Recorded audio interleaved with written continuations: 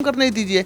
अधिकारियों के ऊपर इस तरीके से हमला करके आप इस बात को दिखा रहे हैं कि आपका शासन और आपके शासन में जो गुंडे हैं वो कितने निरंकुश। पश्चिम बंगाल में हुआ है वो बहुत गलत है और ममता बनर्जी को इस पर आकर के स्पष्टीकरण देने ममता सरकार को लेकर के कि कहीं यहाँ पर केंद्र सरकार बर्खास्त न कर दे, केंद्र सरकार राज्य की ममता सरकार को बर्खास्त न कर दे, ऐसी स्थिति ममता राज्य में पश्चिम बंगाल की हो चली है। तो निश्चित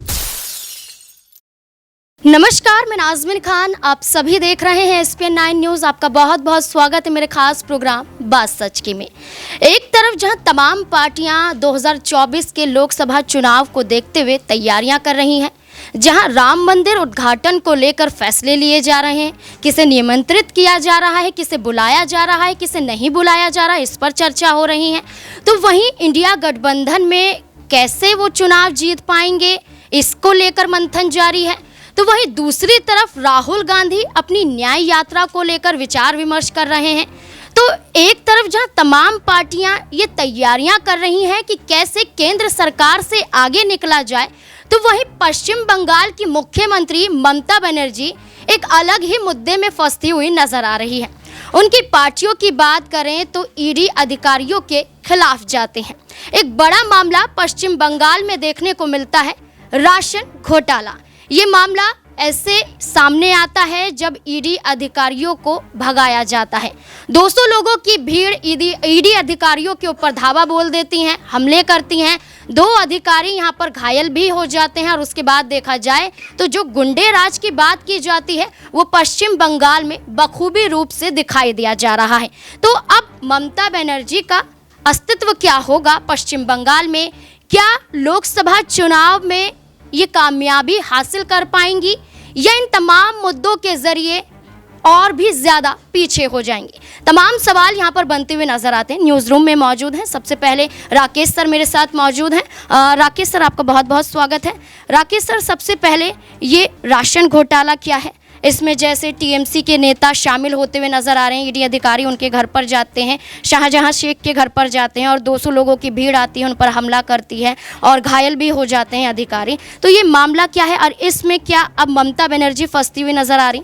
देखिए, मामला तो जैसे सबके संज्ञान में है कि जो चावल और अनाज मतलब डुप्लीकेट डमी कैंडिडेट्स को बांटने का पूरा मामला है, इसी की जांच ईडी कर रही है। ईडी पहुंची थी जांच के लिए। तो अब कथित तौर पर ये कहा जा रहा है कि उन पर हमला हो गया और कुछ जो भी विजुअल्स आए उसमें देखने को भी मिला कि ईडी की गाड़ियों को तोड़ फोड़ की गई है। ये पहला मामला नहीं है, इससे पहले भी चुनावों में भी ये देखा जाता रहा है। तो पश्चिम बंगाल का जो राजनीतिक चरित्र रहा है वो आज से नहीं, काफ़ी पुराना राजनीतिक चरित्र रहा है एक दूसरे को रक्त रंजित करने का। तो इसमें अब ममता बनर्जी के ऊपर सवाल ये उठते हैं कि ममता बनर्जी जो लॉ एंड ऑर्डर की बड़ी बड़ी बात करती हैं, उनका लॉ एंड ऑर्डर कहाँ है? देखिए, अधिकारियों की कोई गलती नहीं होती। अधिकारी अपना काम कर रहे, चाहे फिर वो किसी के भी आदेश पर करे, उनको अपना काम करने देना चाहिए। कल भी हरियाणा में भी छापे हुए, ऐसी बात नहीं है। और हरियाणा में जो छापे हुए इंडियन नेशनल लोकदल से लेकर बीजेपी के पूर्व विधायकों तक पर छापे हुए हैं। तो ईडी के अधिकारियों का क्या कसूर है? उनको अपना काम करने दिया जाए। और आप डर का माहौल क्यों बना रहे हैं? आप अगर ईमानदार लोग हैं, आप लोकतांत्रिक व्यवस्था में भरोसा करते हैं, ममता बनर्जी खुद और उनके नेता डेरेक ओब्रायन कई बार बोलते हैं कि हमें लोकतांत्रिक व्यवस्थाओं में भरोसा है, तो काम करने दीजिए। अधिकारियों के ऊपर इस तरीके से हमला करके आप इस बात को दिखा रहे हैं कि आपका शासन और आपके शासन में जो गुंडे हैं वो कितने निरंकुश हो गए हैं।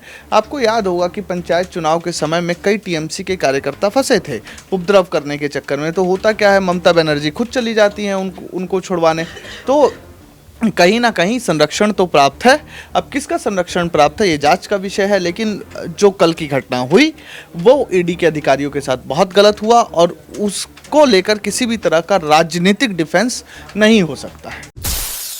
सर, जैसे कि अभी पूर्व अध्यक्ष की बात करें तो यहाँ पर शंकर आध्या की गिरफ्तारी हो जाती है, तो क्या इस मामले में अभी तृणमूल कांग्रेस के और भी नेता फंसते हुए नजर आएंगे? और जैसे कि देखें, लोकसभा चुनाव नज़दीक है, तो ममता बनर्जी जो इंडिया गठबंधन में अपने आप को मजबूत दिखाने की कोशिश करती हैं, जो ये कहती हैं कि पीएम चेहरे के रूप में सटीक बैठती हैं, तो यहाँ पर जो कहा जाए कि जो अपना राज्य नहीं संभाल पा रहे हैं वो देश को क्या संभाल पाएंगे? क्या ये कथन ममता बनर्जी पर सही बैठता है?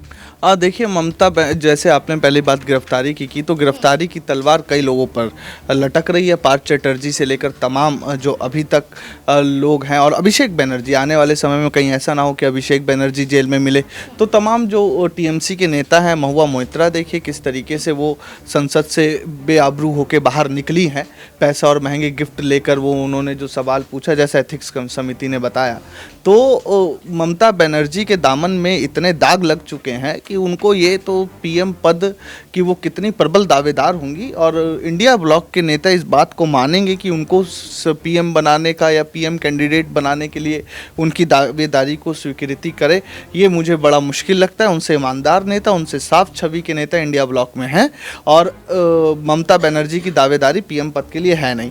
दूसरी बात, जो ममता बनर्जी अपने आप को एज अ पीएम प्रोजेक्ट करती हैं, तो उनको समझने की ज़रूरत है कि आप पहले बंगाल को संभालिए। बंगाल में आपको मैं बताऊं, जूट फैक्ट्री, जूट एक समय में भारत में सबसे ज़्यादा निर्यात किया जाता था। आज हमसे ज़्यादा जूट बांग्लादेश निर्यात करता है।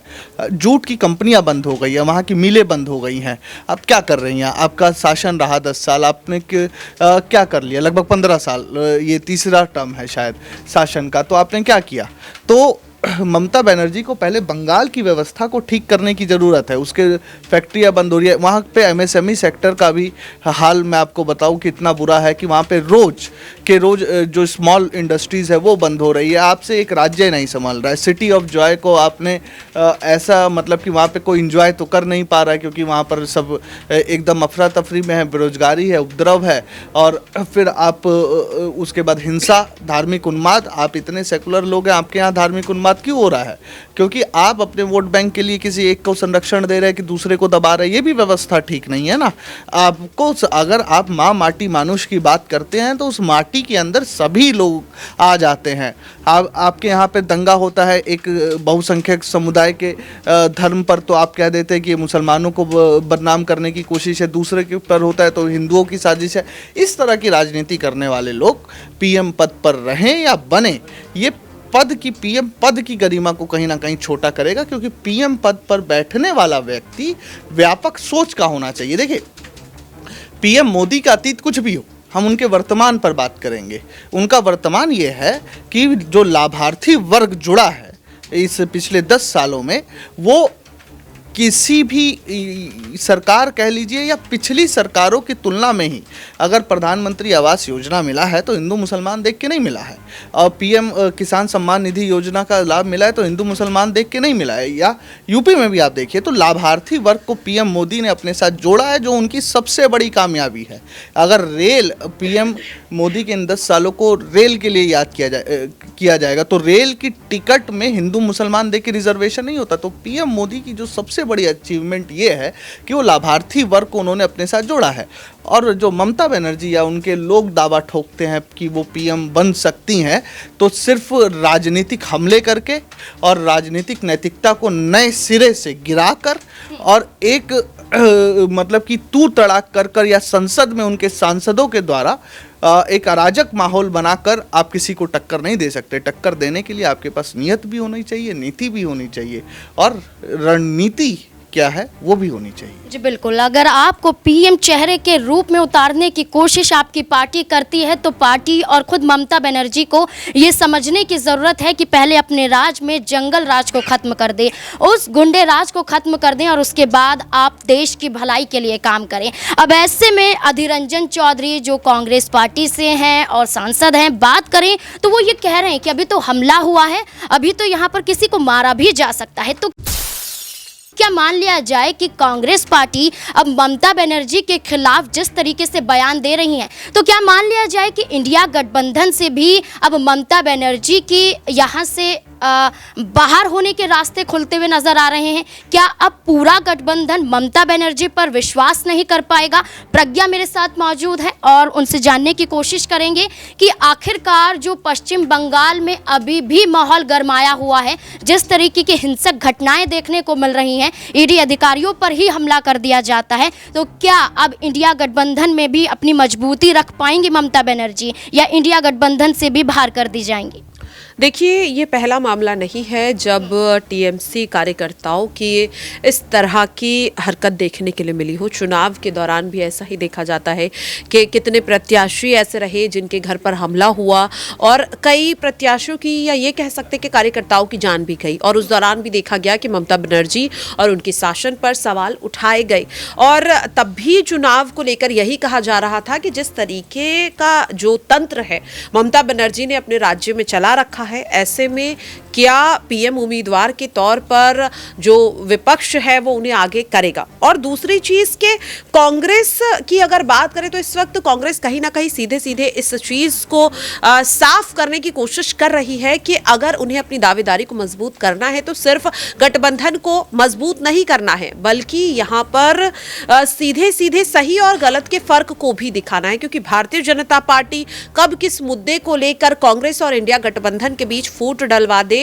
इसे कुछ कहा नहीं जा सकता। तो मुझे ऐसा लगता है कि देखिए, जो कुछ भी इस वक्त पश्चिम बंगाल में हुआ है वो बहुत गलत है और ममता बनर्जी को इस पर आकर के स्पष्टीकरण देने की जरूरत है। क्योंकि जिस तरीके का तंत्र वो अपने राज्य में चला रही है वो कहीं ना कहीं बहुत ही ज्यादा खतरनाक है आने वाले समय के लिए। जी बिल्कुल, यहाँ पर ममता बनर्जी की बात करें, उनके सांसदों की बात करें तो यहाँ पर कई विवादों में घिर जाते हैं। जब उपराष्ट्रपति की मिमिक्री करने को लेकर एक सांसद पर बड़े आरोप लगाए गए कि कैसे आप उनका यहाँ पर मिमिक्री करते हुए उनका अपमान कर सकते हैं। वहीं यहाँ पर बात करें तो कई एक सांसद पर संसद की ही आईडी को शेयर करने के आरोप लग जाते हैं। वहीं अब लगातार गिरफ्तारियां हो रही हैं। तो देखना होगा कि क्या ममता बनर्जी यहाँ पर जो पीएम रेस में अपने आप को आगे कर रही है, क्या वो अपनी सीएम कुर्सी भी बचा पाती हैं या नहीं। अक्षय मेरे साथ मौजूद है, उनसे जानने की कोशिश करेंगे कि क्या लगता है कि अब ममता बनर्जी अपनी सीएम कुर्सी भी नहीं बचा पाएंगी। देखिए, ममता बनर्जी की जो सरकार है वो मुझे लगता है कि इसी वजह से प्रमुख रूप से विवादों में रहती है। अब जिस तरह से ईडी अधिकारियों पर हमला हुआ, ये पहली बार नहीं है जब अधिकारियों पर या यहाँ पर हमले हुए। आप ये चीज़ नहीं नकार सकते, जब मुझे ध्यान आता है 2021 के पश्चिम बंगाल विधानसभा चुनाव थे, उस दौरान जब जो राष्ट्रीय अध्यक्ष भारतीय जनता पार्टी के जेपी नड्डा, उन्होंने बंगाल का एक दौरा किया था, उनकी गाड़ी पर भी हमला हुआ था। और इसके अलावा आप ये देखिए कि बंगाल में जब कभी भी चुनाव होता है, आप छोड़ दीजिए लोकसभा चुनाव आ रहा है, इन्हें चुनावों को अगर छोड़ें तो विधानसभा चुनाव होंगे, अगर वहाँ पर पंचायती चुनाव होते हैं, वहाँ पर या किसी भी स्तर के चुनाव होते हैं, हर चुनावों में हिंसा देखने को मिलती है। मैं कहूँगा शायद चुनिंदा राज्यों में से एक होगा या देश के चुनिंदा उन हिस्सों में से एक होगा कि कोई भी चुनाव होंगे, हिंसा जरूर देखने को मिलेगी। और आप देखिए कि जिस तरह से कल वाली जो घटना घटी है, डी अधिकारियों पर हमला हुआ है, यहाँ पर टीएमसी के ही एक नेता है, उनके यहाँ छापेमारी करने गए थे।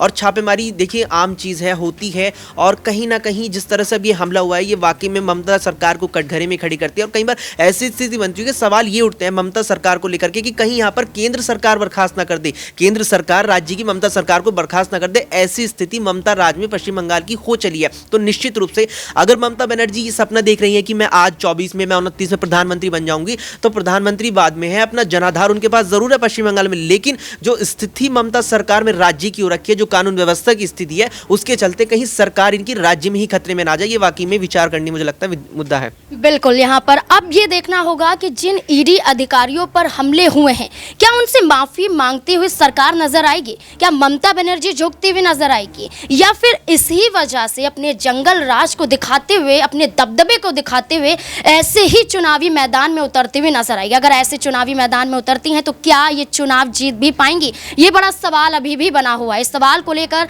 आपका क्या जवाब है। अब लोकसभा चुनाव नजदीक हैं, ऐसे में ममता बनर्जी अपने आप को पीएम चेहरे के रूप में देखती हुई नजर आ रही हैं। आपको क्या लगता है, कमेंट बॉक्स में जरूर बताएं। देखते रहें SPN9 न्यूज़। धन्यवाद।